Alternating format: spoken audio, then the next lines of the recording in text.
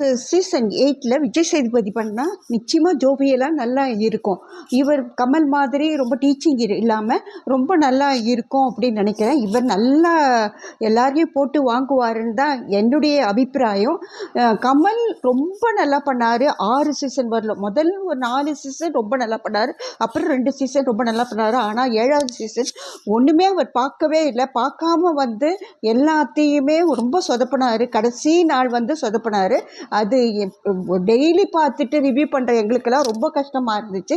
ஆனால் இந்த தடவை விஜய் சேதுபதி பண்ணுறது நல்லா இருக்கும். இதில் கன்ஃபார்மாக போகிறவங்க யார் அப்படின்னா மணிமேகலை போகிறாங்க. மணிமேகலையை பற்றி நிறைய ரிவ்யூ வந்துச்சு.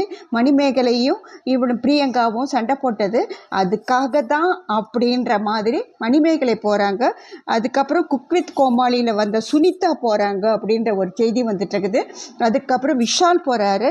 விஷால் தெரியும் உங்களுக்கு, பாண்டியன் ஸ்டோர்ஸில் ஒரு தம்பியாக நடிச்சிட்ருப்பார். அதுக்கப்புறமா இவர் தீபக் போகிறாருன்னு சொன்னாங்க. அதுக்கப்புறம் ரஞ்சித் இதில் இப்போ நம்ம ரீசெண்டாக நம்ம பார்க்கணுன்னா பாக்கியலக்ஷ்மியில் இவளுக்கு பாக்கியாவுக்கு ஃப்ரெண்டு மாதிரி வருவார். அவர் கொஞ்சம் ஏஜ்டு பர்சனை அதில் இவ்வளோ விடுவாங்கல்ல, அது மாதிரி அவரும் போகிறாரு.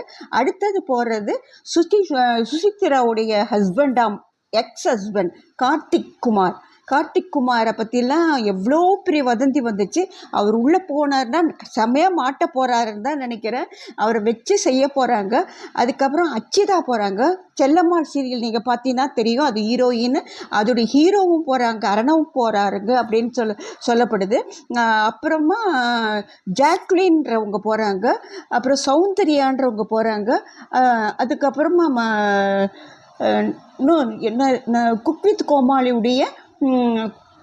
கோமாளியில் நிறைய பர்சன்ஸ் எல்லாம் உள்ளே போகிறாங்க. கன்ஃபார்மாக வந்த விஷயம்னா இந்த ஒரு 7-8 பேர் தான் வந்துட்டுருக்குது. மீதி இன்னும் யார் யார் போகிறாங்கன்றது இன்னும் சரியாக தெரியலை. இவங்களோட பேச்சுவார்த்தை நடந்துகிட்ருக்குது. ஆமாம், மகாராஜாவில் நடித்த அந்த பொண்ணு போகுது அப்படின்னு, மகாராஜாவுக்கு விஜய் சேதுபதியுடைய பொண்ணாக நடித்த அந்த பொண்ணு போகுது அப்படின்னு, சின்ன பொண்ணு தான் ஆனால் அது போகுது அப்படின்ட்டு இவருடைய விஜய் சேதுபதியுடைய மகளாக நடித்த பொண்ணு போகுதுன்ட்டு கேள்விப்பட்டோம்.